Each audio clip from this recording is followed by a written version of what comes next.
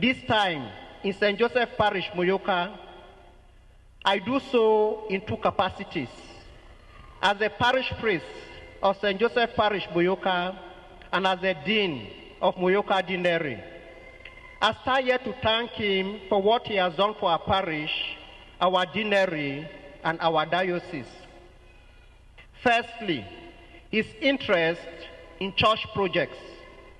The pastoral constitution on the church in the modern world, Gaudium et Spes, number 57, stipulates that the church's ministers should carry out developmental and technological projects that will make the world worthy of human family. Our bishop has fulfilled this task by the interest he has in the Islam projects, our deanery projects, and our parish projects. The co-cathedral is near completion through his effort. He has assisted more than 25 parishes and institutions with financial help in their projects like church buildings, presbyteries, schools, cars, and others. He is transforming the Kali University Institute of BUEA into a modern university in terms of infrastructure, content, and personnel. He has also started the construction of the Diocesan Pastoral Center. He has already completed the construction of Mount Mary Mortuary, which I can proudly say is one of the best in the whole southwest region of Cameroon.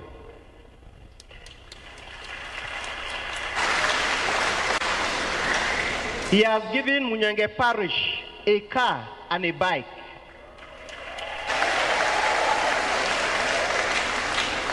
He has given a car to Ikata.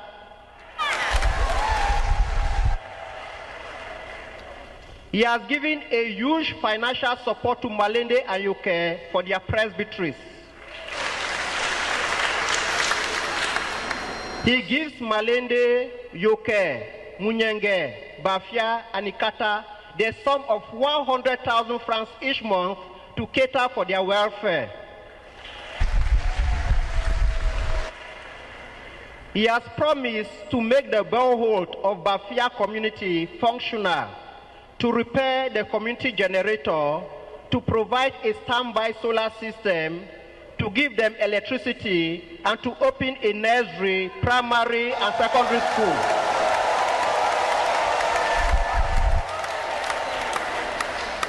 Muyoka Parish has also benefited from his generosity. He has given financial assistance to Balong and Kwekwe church projects.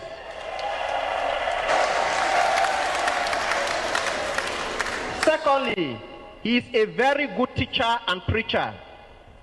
Canon 386, paragraph 1, stipulates that a diocesan bishop frequently preaching in person is bound to propose and explain to the faithful the truths of the faith and morals.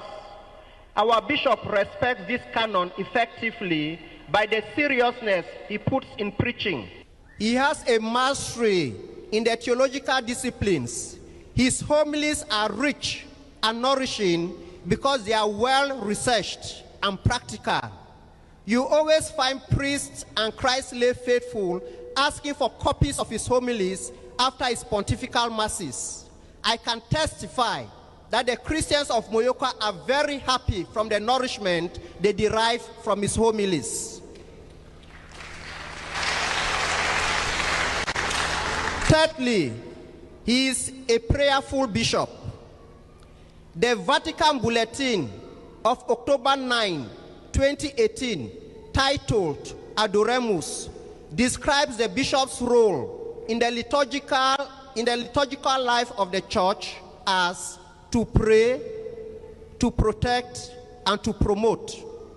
Our bishop's prayer life is a point which is simply impossible not to notice. Bishop Bibi believes in a balance between the vertical and horizontal aspects of spiritual life.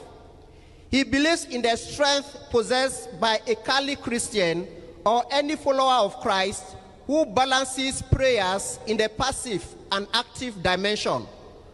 He believes that prayer must go with work, and his entire lifestyle and actions are geared in doing God's will.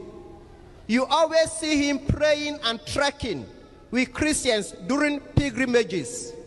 His punctuality during liturgical celebrations tells us of the respect he gives to prayer. You always notice him sharing rosaries and scapulars to Christians of ordinary to encourage them to pray. Fourthly, he is a humble bishop. On the 4th of September 2023, during the beatification of Pope John Paul I, Pope Francis exhorted bishops, priests, and the lay faithful to emulate the sanctity and humility of Pope John Paul I. The humility of our bishop is one which takes us from above the human, physical, and even the spiritual realm and comprehension. Bishop Bibi is extravagantly humble in the manner that could crack open a rock with a kind of chills it sends down the spine. He uses bikes to visit some parishes in our deanery. He interacts with all sorts of people in our deanery, like bike riders, Matango club members, the youth, just to let them know that they are also important in God's kingdom.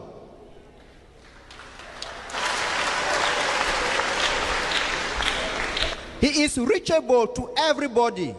He steps down from his car and greets Christians who come to welcome him.